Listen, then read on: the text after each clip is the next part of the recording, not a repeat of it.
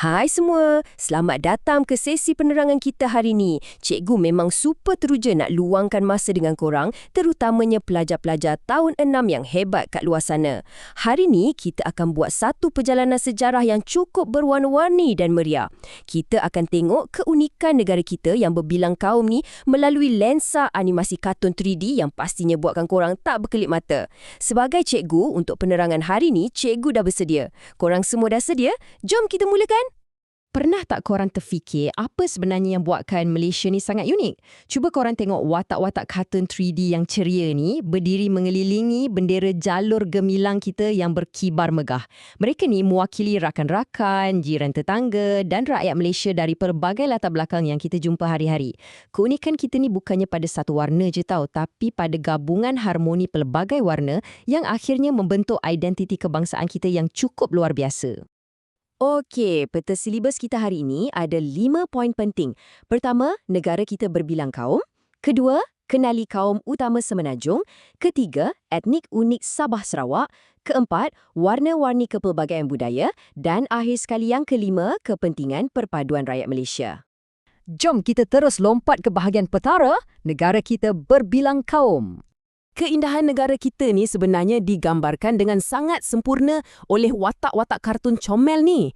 Malaysia adalah sebuah negara berbilang kaum yang sangat kita banggakan. Kat sini, kita boleh nampak dengan jelas komuniti Melayu, Cina, India dan juga pelbagai kumpulan etnik lain macam Iban dan Kadazan Dusun. Korang tengok, ada yang pakai baju Melayu, ada yang menggayakan Cheongsam, ada yang nampak anggun bersari dan ada juga yang segak dengan pakaian tradisional Borneo. Semua berdiri sama-sama, tersenyum mesra. Inilah dia lambang kepelbagaian yang sentiasa jadi kebanggaan negara kita yang tercinta.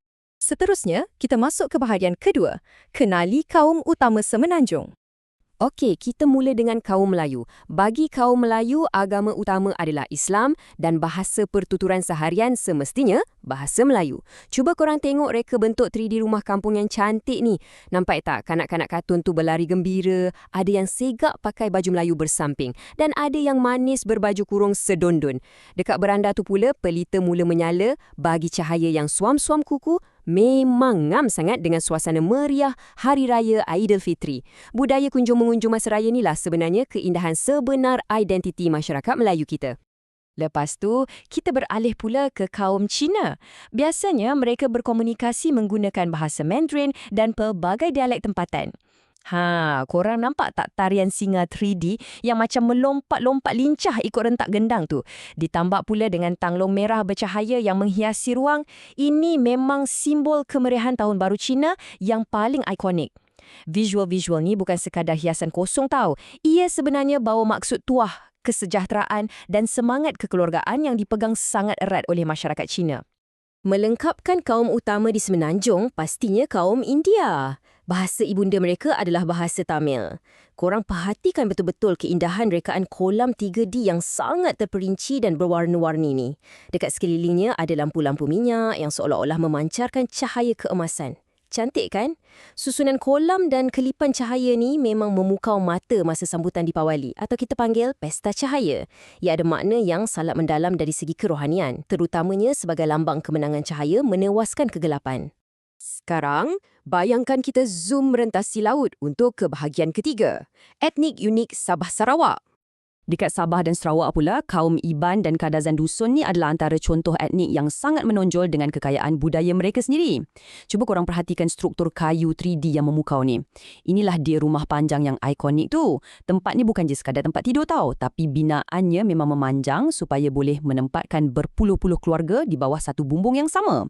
Konsep hidup komunal macam ni buktikan yang semangat kekitaan diorang memang dah lama berakar umbi. Digabungkan pula dengan pakaian tradisional mereka yang cantik dengan hiasan manik dan tenunan, ia memang satu khazanah Borneo yang sangat berharga.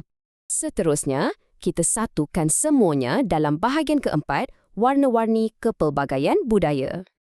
Okey, jadual ni ibarat rahsia besar untuk korang skor A dalam subjek sejarah tahun 6. Setakat suni, cikgu dah susun elok-elok semua kaum utama, Melayu, Cina, India dan etnik Sabah Sarawak bersama dengan bahasa, perayaan dan elemen budaya mereka secara bersebelahan. Sama ada tarian singa, corak kolam atau rumah panjang. Bila kita tengok semua ni dalam satu jadual, korang akan perasan satu benda yang jelas. Perbezaan inilah yang sebenarnya melengkapkan kita sebagai sebuah negara. Memang bukti nyata betapa kayanya Malaysia ni dengan warisan budaya kita. Akhir sekali, bahagian kelima, kepentingan perpaduan rakyat Malaysia. Jadi, kenapa perpaduan ni penting sangat? Sebabnya ada 3 kunci utama untuk kita hidup sejahtera. Hormat menghormati sesama kaum, hidup dalam harmoni dan sentiasa bina persahabatan merentasi latar belakang. Korang bayangkan watak-watak kartun 3D kita tadi. Pelajar dari pelbagai kaum, gembira berpegangan tangan dalam satu bulatan. Dorang gelak tawa, belajar sama-sama. Kalau tak wujud rasa saling menghormati antara satu sama lain, keamanan yang kita rasa hari ini confirm susah nak dikekalkan. Nilai-nilai murni inilah perisai sebenar untuk negara kita terus maju ke depan.